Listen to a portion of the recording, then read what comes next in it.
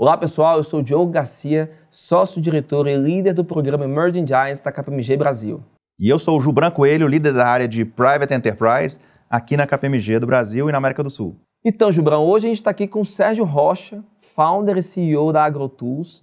Sérgio que atuava desde 2007 aí com inteligência de dados e tecnologias para o agro, quando tudo era mato. Sérgio, muito bem-vindo ao nosso programa aqui. É um prazer tê-lo, principalmente em função do nosso programa Emerging Giants Brasil. Então, vamos bater esse papo aqui bacana sobre a AgroTools e os desafios do agro no Brasil.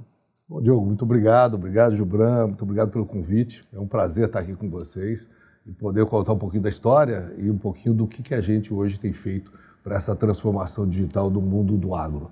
Então, muito obrigado. Super bem-vindo, Sérgio, obrigado pela presença. Eu acho que para começar a gente queria falar um pouquinho sobre a proposta de valor da AgroTools, né? Vocês são percebidos como uma das maiores plataformas de tecnologia com dados, né, do mundo no agro para grandes corporações que influenciam o agro, que consomem o agro. Então, para começar, talvez fala um pouquinho para a gente sobre proposta de valor. Não, muito obrigado. Vou adorar falar um pouquinho. Você sabe, a AgroTools é pioneira nesse cenário das AgTechs. Quando nem existia ainda o nome AgTech, a gente já estava aí minerando dados, criando soluções de grande escala para todo esse desafio de como é produzir e alimentar o mundo, e como ter soluções com precisão, onde fatos são muito mais importantes do que hipóteses. Então, o que a AgroTools tem feito nesses anos todos foi construir uma grande base de dados, que ela em múltiplas fontes, desde as fontes de dados geoespaciais, os dados públicos, dados privados, dados que são desenvolvidos pela própria empresa, para ajudar nos insights para essas corporações tomarem decisões em diversas áreas. A empresa ela procura constantemente inovar, desenvolver suas tecnologias, aqui em São José dos Campos, onde é a nossa base tecnológica, e essas tecnologias hoje são exportadas para o mundo, para as maiores corporações do agro. Então, o que a gente faz é ajudar a tomar decisões e ser um grande vetor da transformação digital, democratizando o agro para o mundo da produção de alimentos. E é bacana ver como, quando você fala dessa jornada da construção de toda essa história, lá no começo eu imagino que o desafio devia ser o acesso ao dado. Né? Hoje em dia, eu imagino que o jogo seja completamente diferente. O acesso já virar a página. Em que página que a gente está agora? Gilbran, não posso nem te falar isso, mas vou te falar. Você sabe que na época o acesso a dado ainda vinha pela Reuters. Era assim, era o básico do básico do básico. A gente tinha que ter dados, era minerar dados mesmo. Era o básico da informação para que a gente pudesse entender decisões de uma maneira melhor. Uma análise que hoje a gente faz em 1 segundo leva uns 7 horas. Imagina. Então hoje, para você ter uma ideia, a gente fez nos últimos 2 anos mais de 30 milhões de análises.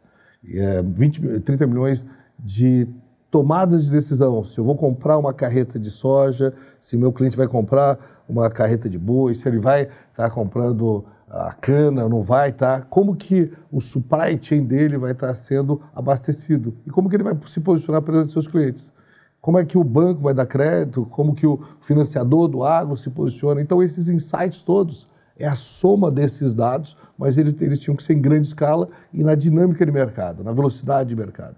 E foi isso que a gente criou, uma plataforma, a plataforma mais avançada de tecnologia para as corporações do agro, onde ele junta esses dados e entrega insights e ajuda a fazer essa grande transformação digital e revolucionando o agro do futuro, o agro dos algoritmos, o agro que vai ajudar a superar todos esses grandes desafios. O desafio da sustentabilidade, o desafio de produzir mais com menos, o desafio de respeitar o planeta. Então, a soma disso dá essa grande oportunidade para as empresas brasileiras e para o nosso país. Gilbran, a gente tá bom de agritechs no programa Emerging Giants, só a gente fera, né? O Sérgio é uma referência aí, e os insights aqui para a nossa audiência são muito valiosos.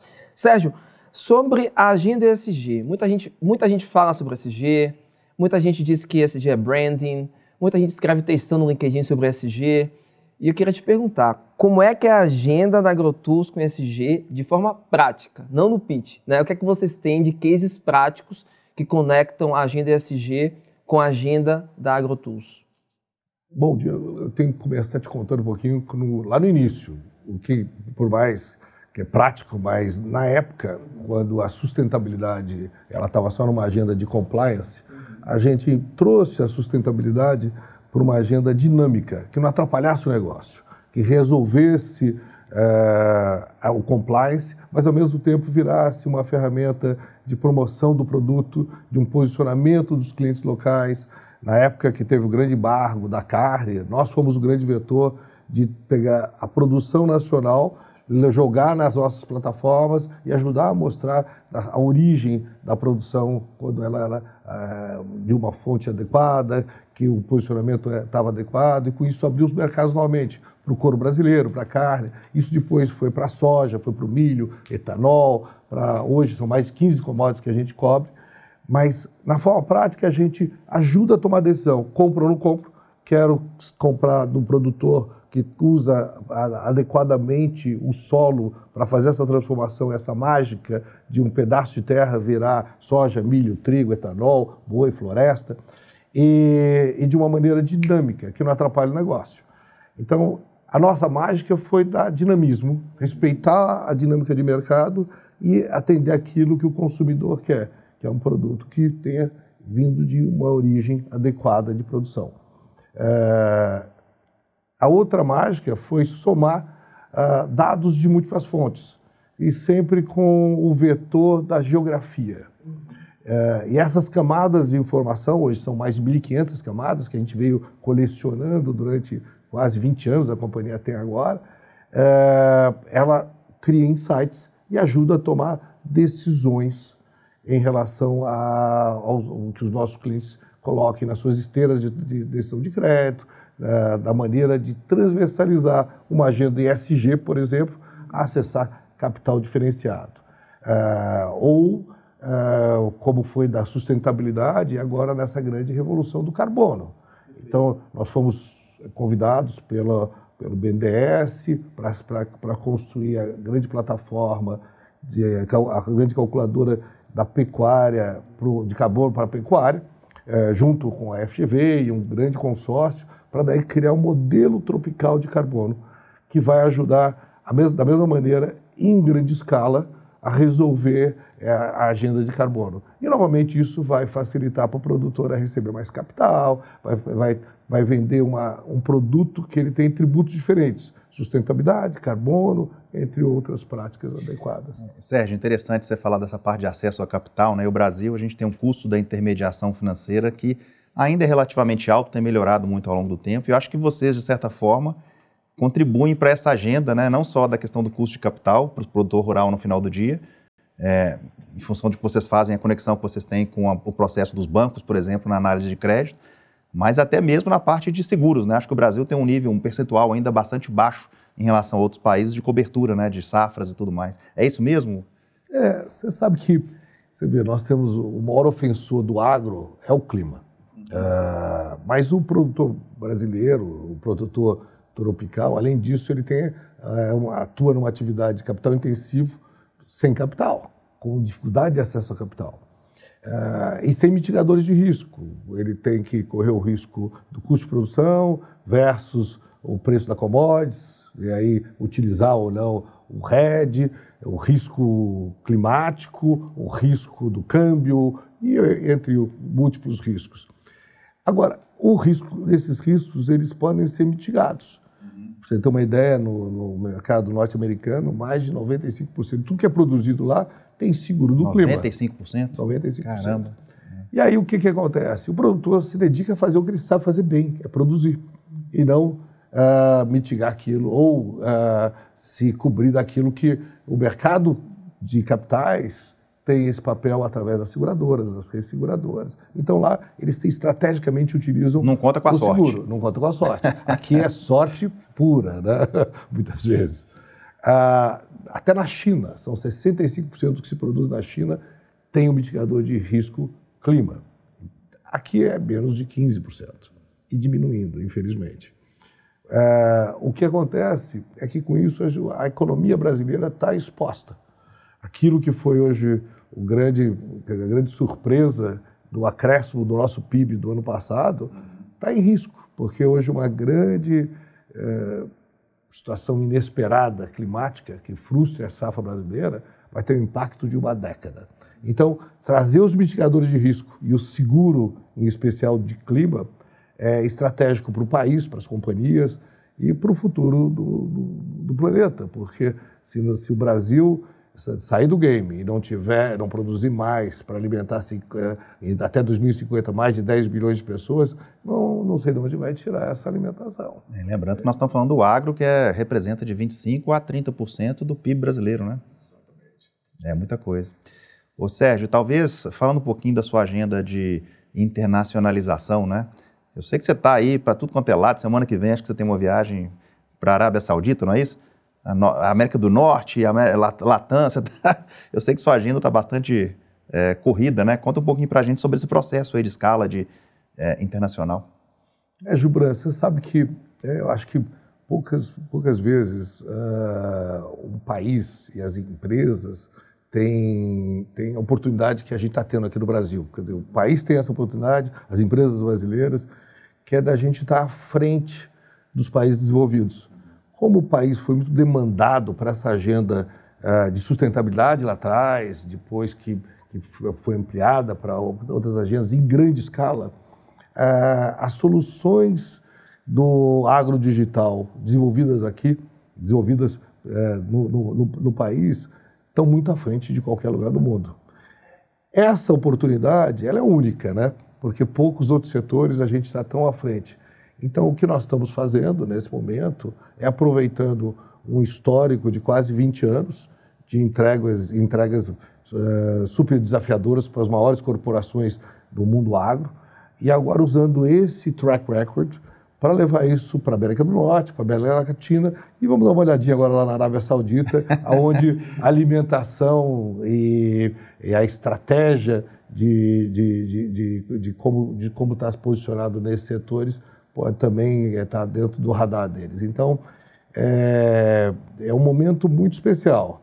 A geopolítica mudando completamente o tabuleiro, o nearshoring, você tendo toda essa mudança, a capacidade de um país que tem essa nossa base de produção ambiental tão adequada, de poder se usar disso no posicionamento dos nossos produtos. Então, é verdade, temos que ter que rodar e aproveitar esse momento. Eu acho que é interessantíssimo a gente ver, a gente falou no começo do agro lá do passado, que era o agro muito raiz, e quando a gente vê essa jornada, a gente vê esse catch-up enorme que foi feito para a gente hoje estar bem posicionado na era digital, na era da inteligência artificial, de realmente não só exportar a commodity pura, mas tirar o melhor proveito que a gente pode tirar dela e das tecnologias hoje em dia disponíveis como AgroTools. Não, é verdade. Você sabe que o agro de raiz fez um belo trabalho, né? Claro. Você vê, foi uma revolução do cerrado, a revolução da nossa produção, que é exemplo mundial, né? E muito voltado, quer dizer, à nutrição do solo e muito voltado a como você pegar um pedaço de terra que vai virar soja, milho, trigo, floresta, boi. Agora, a grande revolução agora é como fazer isso dentro da precisão mais adequada, no mínimo necessário para dar uma sustentabilidade econômica para o produtor e uma segurança maior. E assim você atrai capital, assim você atrai parceiros, você atrai uma dinâmica maior de produção. Então, o que a gente chama de agro do futuro, e é o que está vindo por aí, que é o agro dos algoritmos, da inteligência artificial, do mundo da geotecnologia, do entendimento espacial do território e da capacidade dinâmica que isso impacta na logística, no transporte, nos seus clientes. Esse é o momento. E recentemente a gente até eu fiquei honrado, nós fomos convidados pelo Parque Tecnológico São José dos Campos para ser empresa âncora. E agora já são mais de 70 empresas dentro do Agropolo, que é esse capítulo agora do PIT, Parque Tecnológico São José, e nós vamos ser o catalisador, onde a gente vai trazer esse agro do futuro, dos algoritmos, esse agro mais voltado a juntar com o agro de raiz para ser o vetor da transformação digital e da democratização da tecnologia para as empresas do agro, ajudando assim a alimentar o mundo, a trazer cada vez mais esse equilíbrio entre produção e população. Né? Esse ponto que o Gilbran trouxe, né, do agro commodities para o agro de tech, né, pelo mundo, isso é um ponto assim, crucial, porque fala sobre vocação, né, do país, né, em termos econômicos. O PIB do Brasil foi sustentado pelo agro, né, em 2023, o crescimento do PIB, e os números comprovam aí o quão relevante, né, o agro é no Brasil. Até o bordão, o Brasil é agro é tech, o agro é pop, enfim. Mas aí, Sérgio, o que acontece, né? Por que, dada essa vocação, dada essa mudança, a gente até recentemente, em 2021, a gente tivemos um campeão, uma startup campeã global, numa premiação de inovação, que foi o Tecnovator, tivemos a Criotech, enfim. Foi durante o Web Summit durante o Web Summit Lisboa. E eu fiquei muito impressionado porque talvez muita gente não via não vê o Brasil ainda nesse processo de transição, né, do agrotech, né, do tech no agro, das agritechs, enfim. E por que demora, então, também a digitalização no agro? O que você vê? Por que a gente não tem, de fato, esse ecossistema tão pujante no que diz respeito à tecnologia? E quais são as soluções que você vê, dado que você é um player que participa do ecossistema, você conhece os stakeholders, o que você traria como... Por que demora e quais são as soluções para isso? Com base até na jornada da AgroTools, né, que chegou a esse patamar que é hoje. Olha, pensando aqui, eu te diria que inovação é explorar o inexplorado, né? É aquilo que ainda não foi feito. Total. E você tem que sair do campo do conforto. O executivo que toma uma decisão de inovação vai assumir um risco. Por mais que a inovação de uma empresa de quase 2 décadas, que tem um reconhecimento em milhares e milhares de notas fiscais emitidas por um cliente difícil, que é o cliente privado, que demanda muito, que é, para mim, a melhor certificação que pode ter, então que isso dá uma tranquilidade na tomada de decisão, é uma decisão arriscada no passado, e hoje cada vez menos arriscado. E quando isso está dentro de uma caixa decisória, onde tem que estar dentro de um processo de seleção, um processo de comparação, um processo... Ele leva tanto tempo que muitas vezes perde a oportunidade de liderar esse momento. Então, essa velocidade de tomada de decisão tem que ser com o olhar do dono, tem que ser com o olhar de quem quer o melhor para a corporação, saindo do modelo tradicional de tomar decisão. E isso tem que ter essa vontade, tem que ter vontade de realizar a transformação digital e dar um passo à frente. E é isso que a gente tem sido esse vetor dessa transformação digital para muitas empresas. A gente atende a mais de 100 corporações do agronegócio, 15% das maiores marcas do país, a gente exporta, 25% das nossas receitas vem de exportação de serviços de tecnologia para o agronegócio. Mas ainda o processo está lento. Eu acho que as empresas brasileiras e o país, a própria formulação de política brasileira, poderia ser beneficiado se tivesse uma velocidade de tomar decisão mais rápida de trazer a tecnologia para dentro dos seus processos. Eu não posso me furtar de falar, né, assim como o AgroTools tem feito esse papel importante, a KPMG também. A gente tem especialistas do setor do agro. E conte com a gente também nesse processo de transformação, né? A gente quer ser um player ativo no ecossistema, né, de agro no Brasil, né, Gilbran? Por isso a gente tem não só os programas, como também a nossa expertise setorial. Então, conte com a gente aí nessa transformação, porque eu acho que precisamos da visibilidade, precisamos fazer com que mais pessoas tenham vontade e, obviamente, contar com pessoas como você que podem trazer o give back para os novos empreendedores e empreendedoras do setor, né? Com certeza. E eu acho que é bacana você ter feito esse link, né, dessa demora, eventualmente, dessa evolução à questão da tomada de decisão, né, da velocidade, porque hoje em dia, talvez a demora ela não acontece mais por falta de tecnologia, por falta de dados, por falta de instrumentos para que a decisão seja tomada, né? Então a decisão ela passou a ser muito importante, porque o resto está aí para dar o apoio para você tomar a decisão cada vez mais rápida.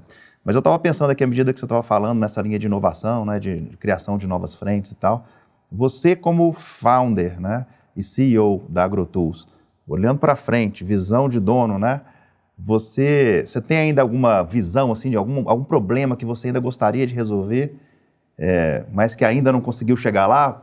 Por falta de tempo, por falta de demora na tomada de decisão? Empreendedor tem muita ideia. Voltando o jogo para ele agora. Empreendedor que não falta ideia, a gente sabe disso. Você sabe que é uma resposta que não é difícil no caso do agro, porque o agro foi o setor que ficou mais atrasado na adesão para tecnologia e dados. Então tem, de fato, muitas oportunidades, mas tem algumas que são mais latentes. E o que a gente, como AgroTools, tem se dedicado é trazer alguma coisa que resolva um problema claro, objetivo e rápido, e que seja prioridade na agenda dos nossos clientes. E o que eu vejo é que hoje, se você trouxer cada vez mais mitigadores de risco, por exemplo, do clima, você vai trazer uma segurança para o acesso a capital, o acesso a trazer linhas diferenciadas de longo prazo para o produtor. Você vai conseguir trazer uma revolução nesse processo de ter capital numa atividade que necessita de capital de longo prazo. Você vai conseguir ter um custo diferenciado, você vai conseguir embedar esses atributos de SG, esses atributos todos nessa. Então, o capital pode ser um grande vetor, mas para isso tem que usar a inteligência de dados. E você sabe que as bolsas de valores do mundo já começaram a olhar para isso, né? Elas começam a olhar que hoje você disponibilizar dados é mais importante do que transacionar operações. A Bolsa de Londres, por exemplo, hoje mais de 40% das suas receitas é de você vendendo dados. Chicago Board of Trade são mais volume de recursos importantes em venda de dados. E assim por diante. Então, dado vai dar assertividade. Assertividade vai dar qualidade de acesso a mercados, não só de crédito, mas também de como se posicionar. Quer dizer, você imagina, você vender um produto que ele não é mais uma commodity igual a qualquer outra. Ela traz esses atributos todos. Então, eu diria que nesses dois vetores, usar o dado como poder comercial e usar o dado como mitigador de risco, acessando o seguro e entre outros mitigadores, eu acho que é algo que ainda não está dentro do ecossistema e tem um grande espaço para isso. Aí você falou do seguro, né? Aí quando você comenta a questão das bolsas de valores, talvez tenha até uma contribuição relevante aí, que é no mundo da proteção, não via seguro, mas na proteção via hedge, via derivativos, né? Via instrumentos de proteção financeiros, né? Exatamente. E agora os paramétricos, né? Os seguros paramétricos, que são muito mais práticos. Como que é isso, paramétricos? Os paramétricos, eles parametrizam determinadas bases e aí você não depende de toda uma infraestrutura de regulação. Por exemplo, a regulação do sinistro no mercado do agro. Depende de você mandar alguém para campo, num Brasil da dimensão do nosso, numa agenda que saiu praticamente nos últimos anos, você quadruplicou a subvenção dada pelo governo, só que ela não incorporou a tecnologia ainda.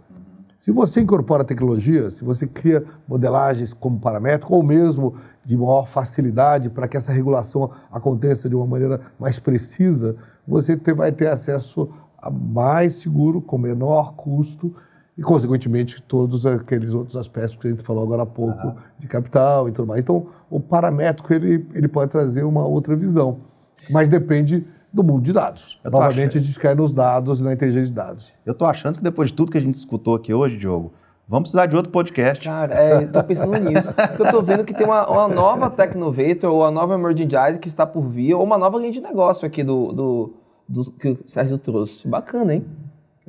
Bom, muito Parabéns obrigado. Pela jornada, Sérgio. Muito obrigado. Estou à disposição aí e espero que a gente realmente seja o grande transformador global. A gente tem se esforçado muito para ser uma referência e líder global do agro do futuro, que a gente chama, desse modelo de dados e tecnologia que ajudem a produzir mais, acessar todos os elementos necessários para o ecossistema.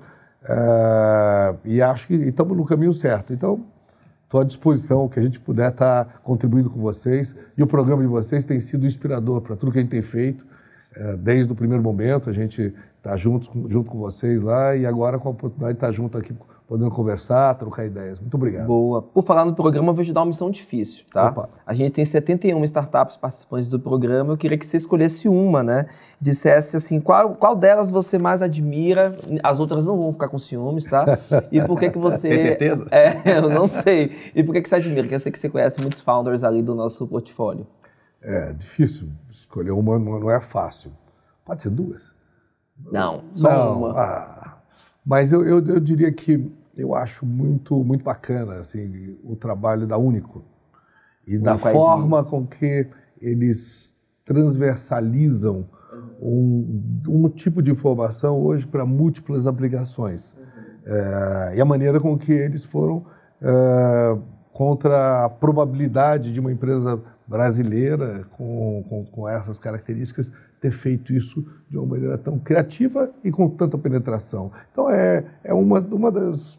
Fica difícil. Eu fiquei curioso para saber a segunda. Diz o nome da segunda, a gente vai quebrar as regras aqui. Chegaram ao patamar de unicórnio recentemente. Unicórnio, né? A Único, que é um unicórnio, participa do programa Emerging Giants, Paulo Alencastro aí, que tem um super case e que está já expandindo para outros países, é um super case de fato, mas a gente ficou curioso para saber a segunda. A segunda não, a outra, né? Uma outra que eu gosto muito, porque ela resolve um problema prático, é a JetBov. Xisto, grande xisto. A pecuária é uma atividade importantíssima no nosso país e a dinâmica de processo de decisão hoje com empresas como a JetBov e da tomada de dados, do acompanhamento, mudou completamente essa dinâmica. E aí você tem uma geração de dados de excelente qualidade, você tem uma gestão bastante aperfeiçoada no mundo da pecuária. Então ela resolve uma dor muito clara. E lembrando que vocês começaram lá na pecuária, né?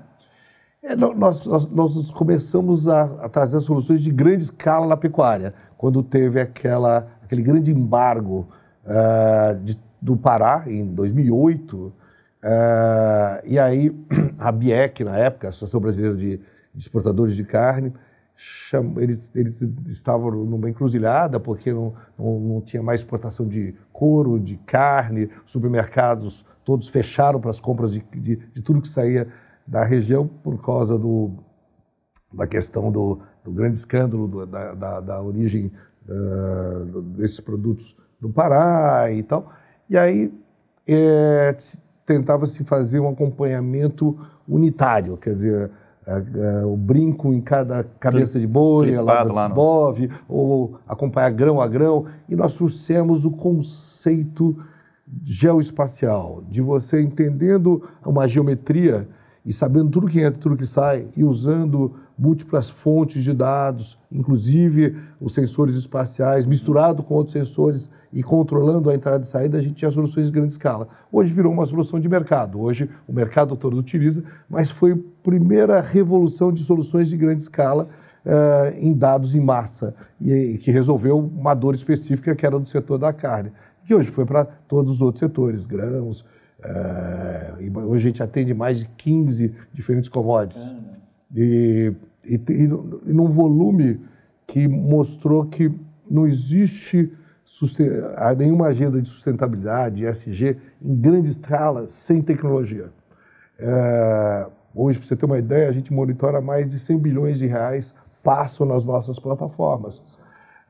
De crédito, são mais de 50 bilhões de reais que estão dentro das nossas plataformas de tecnologia avançada, e de originação mais de 15 bilhões de reais. Mas por quê? Porque a tecnologia ela comporta ter um custo que caiba dentro de uma saca de soja, de uma arroba de boi em grande escala. E é isso que a gente faz, a gente traz essa inteligência.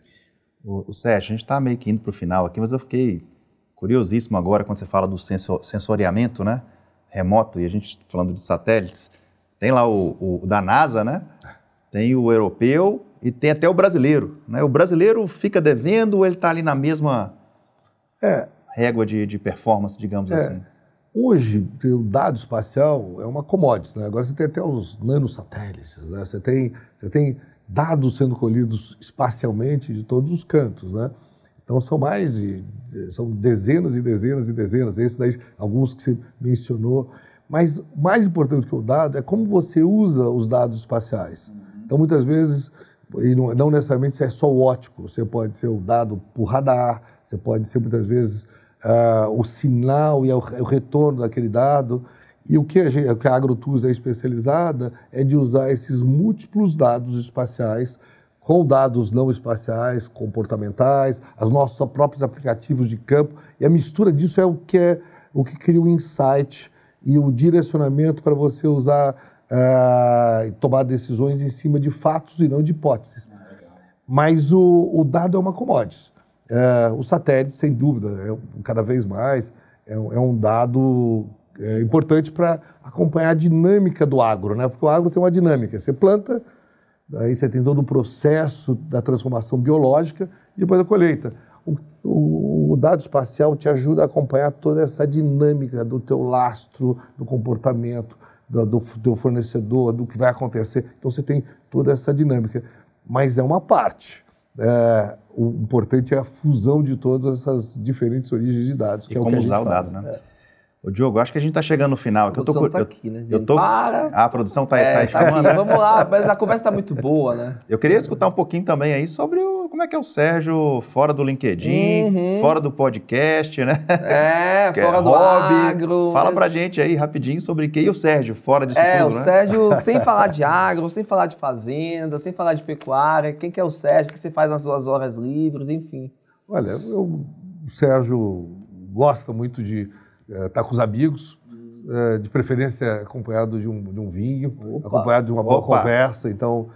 Gibran, vamos convidar. Já está convidado.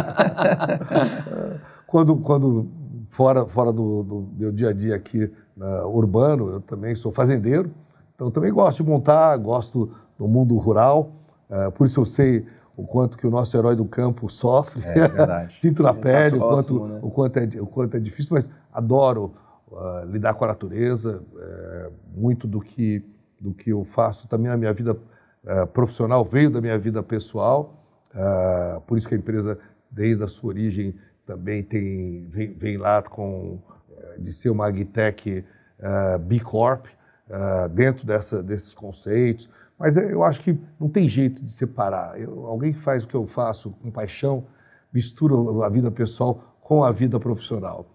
Adoro esquiar quando é possível. Morei alguns anos na Europa, nesse período aprendi a esquiar e hoje, toda vez que eu tenho posso dar uma fugidinha, vou esquiar. Então, na Black, inclusive, ou não? Hoje em dia acho que já nem tanto, mas já gostei muito de esquiar. Enfrentava minhas Blacks de vez em quando também. Jesus, muito bom. Boa, Sérgio, a gente agradece em nome da KPMG, muito legal a conversa, né, Gibran? Agradabilíssima. Parabéns pela jornada, parabéns pelo que você tem feito. Eu quero também estender aqui meus agradecimentos à turma da AgroTools, que tem participado tão ativamente do programa Emerging Giants. Então, é uma turma que participa, que discute, que traz insights também. E é isso, a gente encerra aqui o nosso podcast Emerging Giants na nova temporada. E fiquem ligados que tem mais episódios e mais histórias aí inspiradoras de empreendedores. Obrigado, Sérgio. Valeu, obrigado. Parabéns. Obrigado. Tchau.